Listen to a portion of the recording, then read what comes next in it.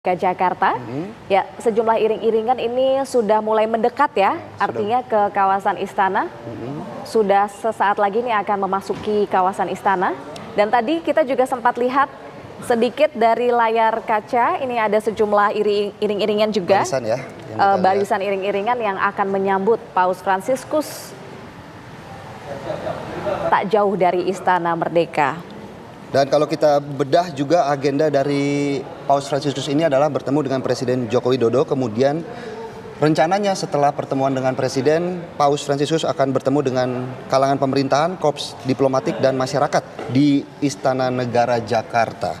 Kemudian nanti sore rencananya Paus Fransiskus juga akan melakukan pertemuan pribadi dengan Serikat Jesuit di Kedubes Vatikan, yang dilanjutkan dengan pertemuan dengan para uskup, imam, diakon, pelaku hidup bakti, seminaris, dan katekis di gereja katedral.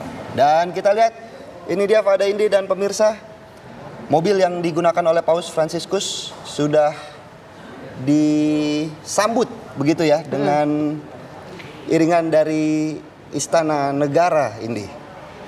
Iya, kita lihat ini mobil Paus sudah dijemput begitu ya oleh pihak istana untuk menuju masuk ke dalam Istana Merdeka. Ini ada iring-iringan kebudayaan warga Kalimantan Indonesia ini yang paling depan mengenakan pakaian adat, beragam pakaian adat. Nah, sembari kita melihat perkembangan perjalanan Paus ini masuk ke dalam Istana Merdeka, kita akan kembali menyapa Romo Andreas ya. Romo, ini kan sesaat lagi akan ada pertemuan antara Paus Fransiskus dan juga Presiden Joko Widodo. Sebenarnya makna dari pertemuan kedua kepala negara ini seperti apa, Romo? Ya, ini tentu menarik ya, bahwa Paus sebagai kepala gereja Katolik dalam hal ini, tapi juga sekaligus sebagai kepala negara, ya, kepala negara Vatikan, sangat wajar ya bertemu dengan kepala negara. Tentu saja Paus sebagai kepala negara Vatikan biasanya khas dengan perjumpaan untuk juga menyampaikan pesan damai, kasih ya, ikatan antara dua negara ini ya, yang sangat penting ya. Dan tentu saja dengan pertemuan itu memberi juga ya kontribusi pesan damai dan persaudaraan bagi dunia ya gitu ya. Romo Andreas sebagai salah satu sosok yang juga belajar teologi dogmatik di Universitas Kepausan Antoni Anum Roma, ya, langsung betul, di Roma. Ya. Kita lihat saat ini Paus Fransiskus tidak ada pengamanan yang begitu ekstra, begitu dekat dengan masyarakat. Apakah hal tersebut juga kerap dilakukan oleh Paus Fransiskus ketika berada di Vatikan Roma?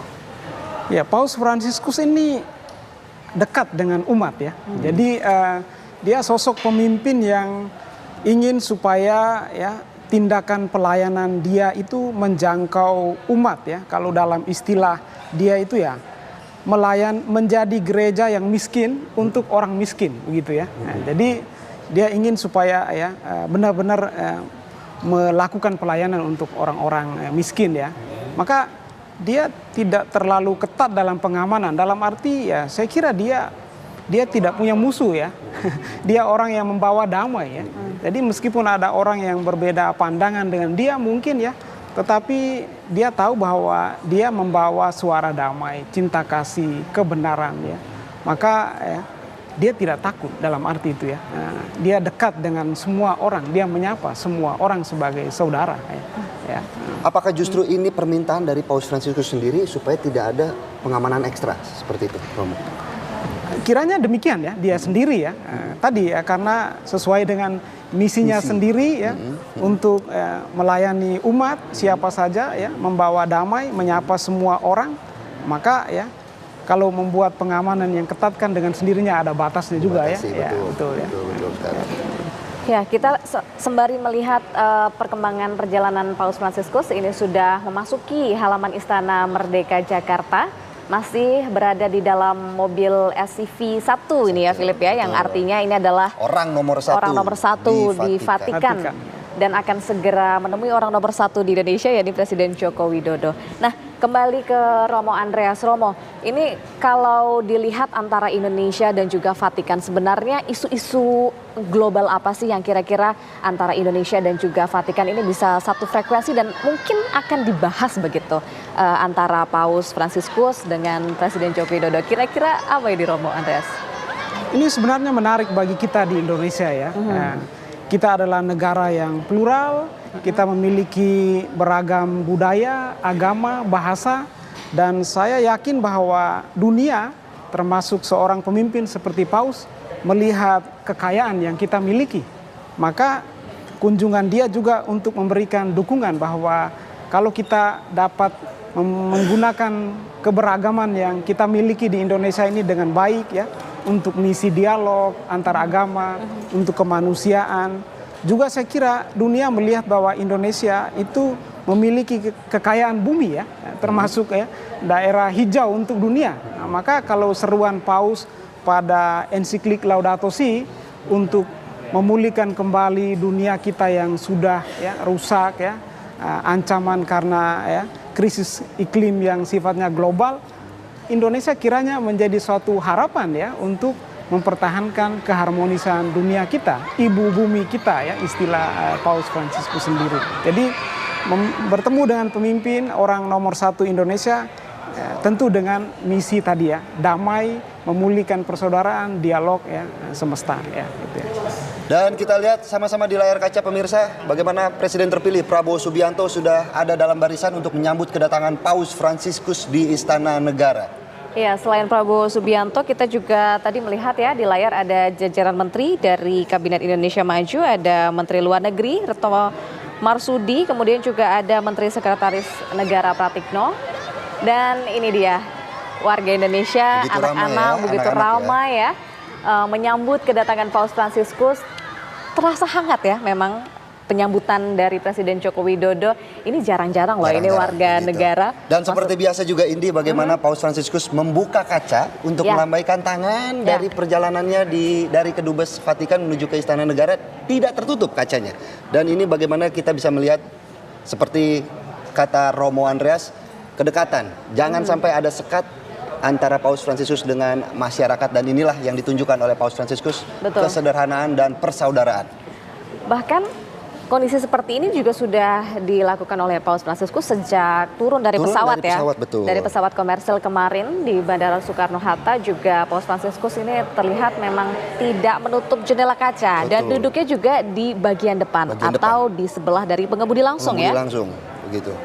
Dan Romo Andreas, kalau kita kemudian melihat lagi background dari Paus Fransiskus ini adalah satu-satunya Paus yang kemudian mendukung konflik di Palestina. Apakah ada kemungkinan pertemuan Paus Fransiskus dengan Presiden Joko Widodo untuk membahas ini? Yang jelas seorang Paus Fransiskus pasti memikirkan tentang damai, ya, tentang damai, tentang ya dia berkali-kali mengkritik perang ya, menyerukan damai. Dalam banyak wawancara dia selalu mengecam industri senjata ya, karena bagi dia itu masalah yang besar di balik ya konflik-konflik peperangan ya yang muncul misalnya di Timur Tengah ya. Dan kita tahu dalam setiap ya khotbah yang dia berikan, audiensi yang dia katakan ya selalu menyerukan itu ya, berdamai, karena perang itu bukan solusi ya untuk relasi antara manusia ya. Perang akan menimbulkan perang yang baru. Konflik akan menimbulkan konflik yang baru ya.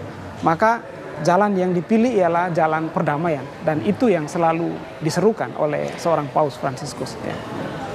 Iya, baik, kita kembali akan memantau bagaimana kondisi terkini di Istana Merdeka Jakarta. Ini dia Paus Fransiskus, pintu mobilnya sudah mulai dibukakan oleh pihak keamanan setempat ini, dan nampaknya Paus Fransiskus akan segera keluar dari mobil, pemirsa. Menurut jadwal ini memang pagi ini Paus Fransiskus akan langsung menemui Presiden Joko Widodo di Istana Merdeka. Namun nanti agenda akan diawali dengan welcome ceremony, yakni tepatnya di luar Istana Merdeka di kawasan Istana Kepresidenan Jakarta. Kemudian akan dilanjutkan dengan acara atau agenda kunjungan resmi kepada Presiden Republik Indonesia Joko Widodo. Dan nantinya juga Paus Fransiskus ini dijadwalkan akan melakukan pertemuan dengan pihak berwenang, masyarakat sipil dan juga korps diplomatik masih di kawasan Istana Kepresidenan Jakarta. Pertemuan ini juga sekaligus menandakan bahwa Presiden Joko Widodo merupakan presiden ketiga ya, Fada Indi dan juga pemirsa, yang bertemu dengan Paus, di mana pertama kali Presiden Soeharto yang bertemu dengan Paus Paulus ke-6 itu terjadi pada tahun 1970 dan Paus Yohanes Paulus II pada tahun 1989. Kemudian Presiden Joko Widodo yang sudah bersalaman langsung dengan Paus Fransiskus. Tentunya ini menjadi keinginan begitu ya para pemirsa dan seluruh umat Katolik untuk bersalaman langsung dengan Paus Fransiskus, Indi.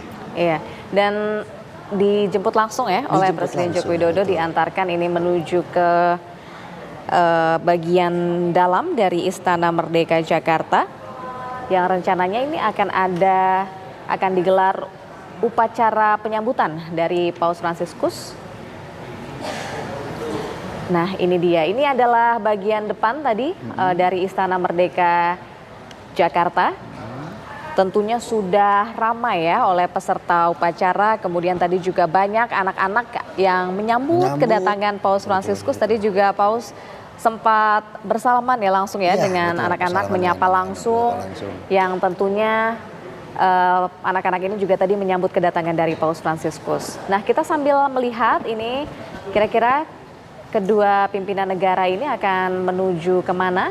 Ya nampaknya langsung menuju ke bagian yang sudah disediakan ini dalam agenda upacara penyambutan dari Paus Fransiskus yang nampaknya juga akan segera dimulai di halaman Istana Merdeka Jakarta.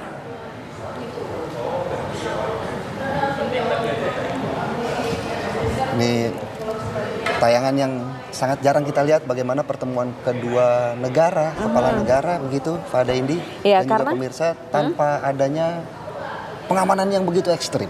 Betul. Nah Indonesia ini kan memang menjadi negara ke-66 ya, Philip, yang dikunjungi oleh Paus Fransiskus sejak masa kepausannya yang dimulai tahun 2013. Dan nampaknya ini upacara akan segera dimulai. Kami akan ajak Anda pemirsa menuju ke Istana Merdeka.